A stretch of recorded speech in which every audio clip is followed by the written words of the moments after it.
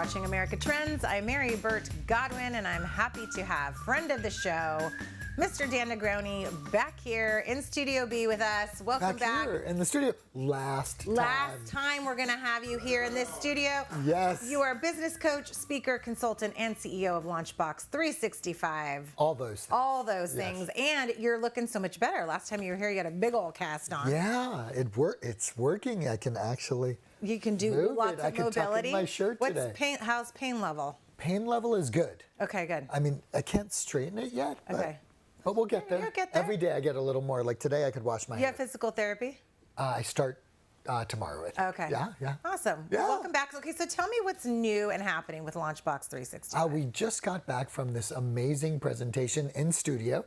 So lots of cameras and all that with a live webinar to Lexus's dealers.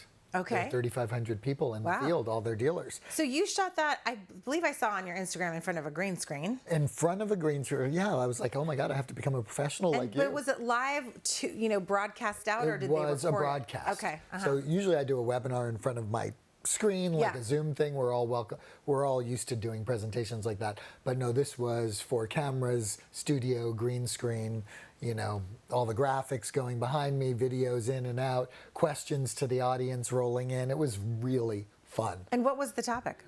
The topic was how to be the best leader you can be, and kind of brushing off and dusting off our system called Bridge back to basics, so they can connect with the future generation customer, because the customer is different for Lexus now. It's getting younger and younger. Really? Okay. They have amazing new products. I saw two quick new ones that are unbelievably cool. Okay. Which I think I'm sworn to secrecy with, but they're coming out in the next month or so. Cool. And they just are just driving it, and the quality of their stuff, and the culture, awesome. Well, one thing I do remember when I was young and my mom got a Lexus, and it was like an old lady's car. Now I think I'm the age that she was when she was driving. Exactly. Which is sad, Now you're the old lady. I'm the old lady, yes.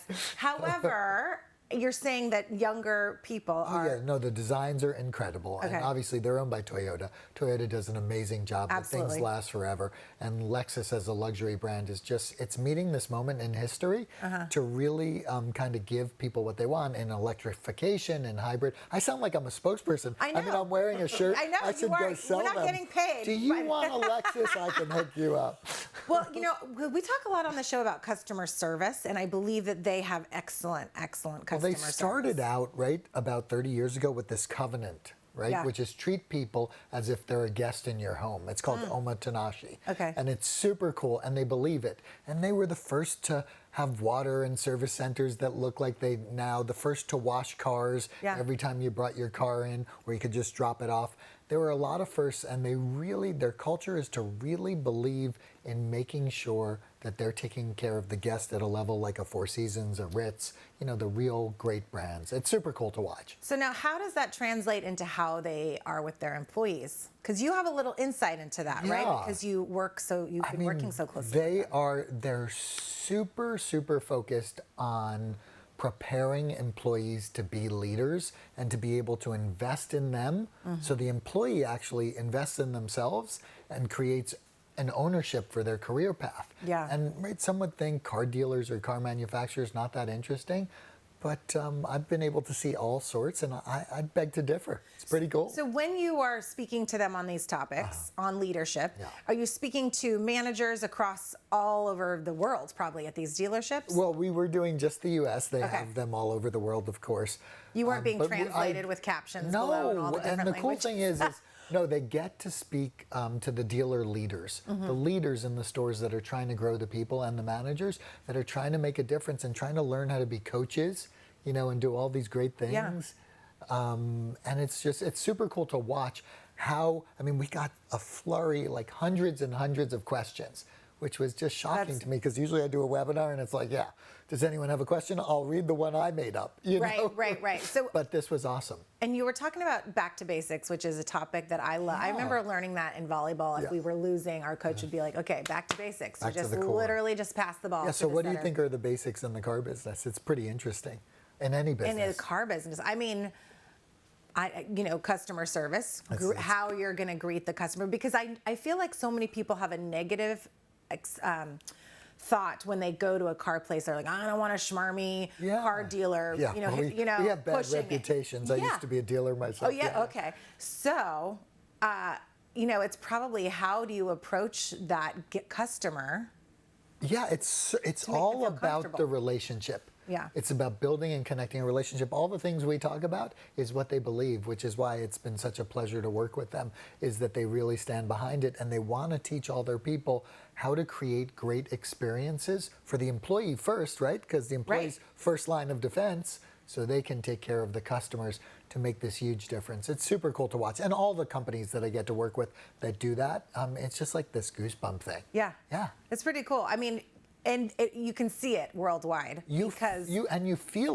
You feel it, and you can feel it when you're doing the training, and you can feel it when you go in some of the stores, and you can feel it when individuals text you, like afterwards, and they're like, "Oh my God, I'm doing this in my personal life," or "This is working for me." Right. And, they're really leaning in, and it goes to what we've talked about here so much, which it's about you. Like, you control you. I want to be super clear on that. There's no. Yeah, that's what it is. So my kids, I'm just going to digress a little second. But please. My kids last night were having a fight about something, and one daughter didn't like the way the other one was chewing. No, but it was funny. It was like dinner. They were tired. It was 10 o'clock at night because they get home. We have that at our house. Chewing's a big topic. One of them said, well, that's on you if you don't like how I'm chewing.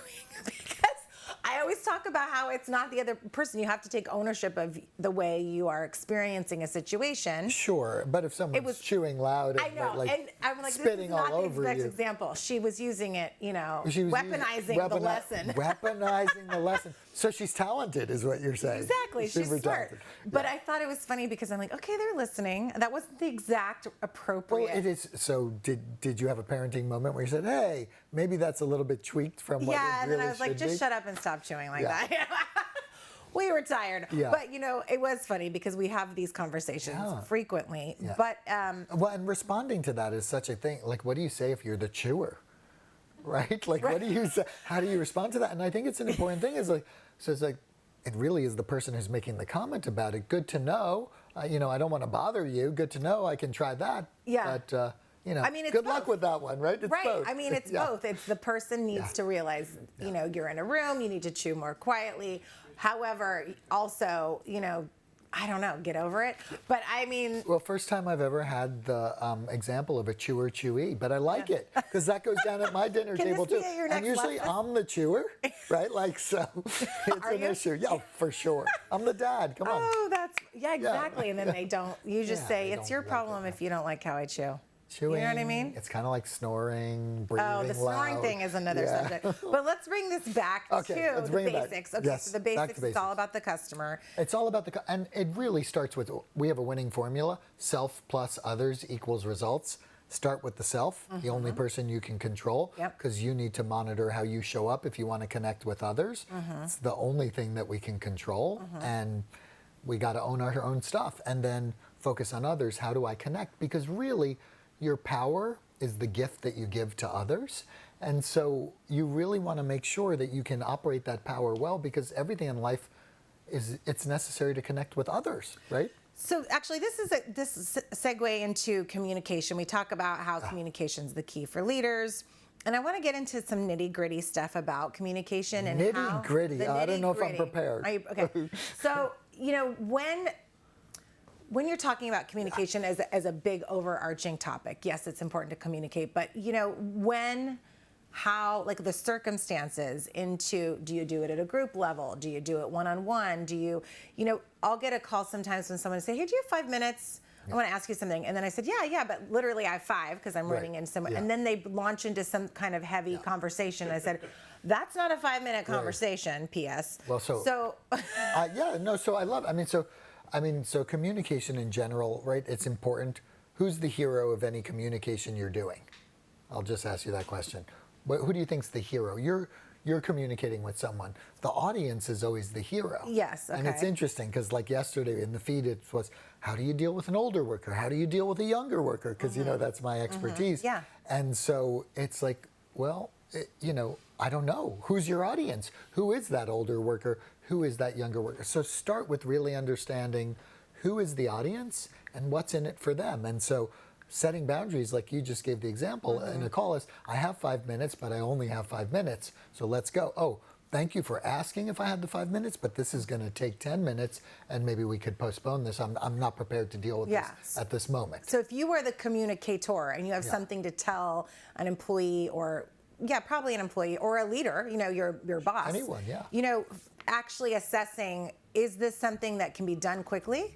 Is this something that needs a closed door meeting? Well, is it something, boundaries, framing. Framework, it's important, right? Of course. Is it something that should be in person, on the phone, a text? You better ask yourself those questions before you open your mouth.